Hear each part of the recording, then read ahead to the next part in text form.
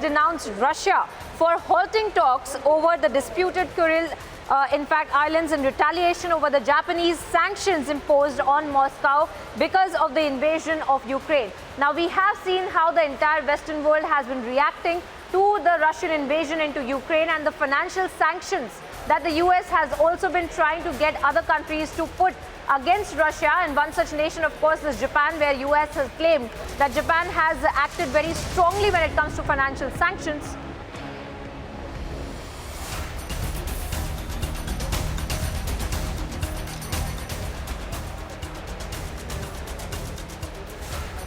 Up next, viewers, we're getting you some very important breaking updates from Pakistan, where in fact sources suggest that Army Chief conveys to Imran Khan to tender his resignation, and now sources indicate that Imran is all set to resign after the OIC conference has ended.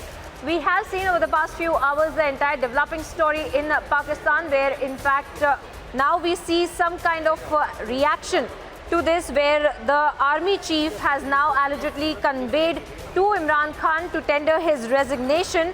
Now, we had seen how the entire OIC conference had taken place, and after its culmination, we are being told by sources that Imran Khan is likely to also resign after this suggestion has been made to him by the army chief, who has in fact very clearly, after the OIC conference has culminated, he had conveyed to Imran Khan to tender his resignation. Aishwarya Kapoor also joins us on the broadcast. Aishwarya, we see trouble mounting for Imran Khan now, where the army chief has conveyed to Imran to tender his resignation.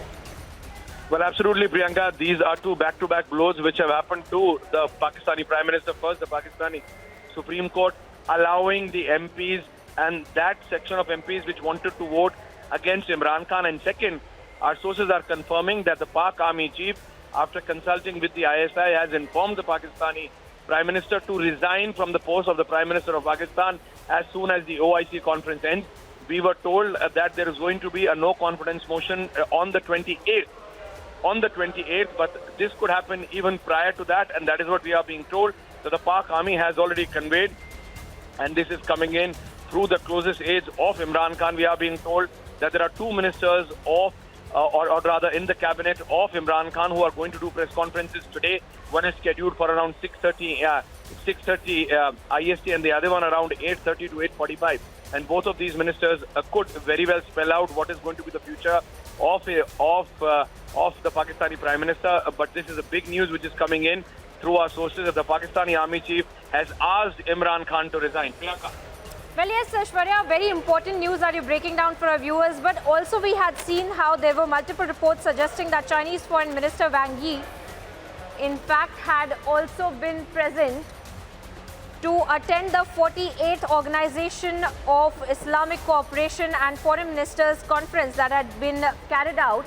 And Crispino, we have seen how now after the OIC in fact has ended, there has been a very strong suggestion to Imran Khan to tender his resignation. And now we have seen the kind of development over the past few hours, and more trouble for Imran Khan now that the security chief has also suggested his resignation.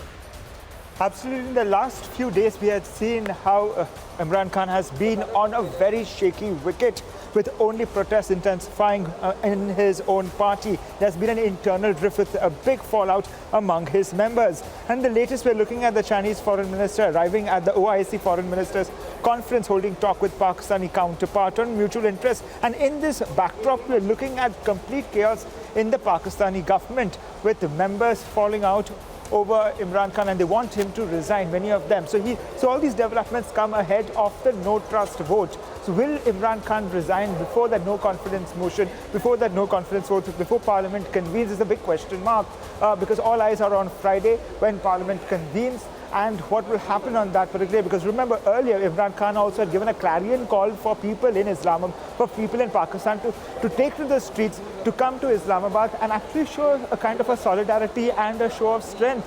So that's also, we have to wait and watch whether is Imran Khan urging people to come to Islamabad.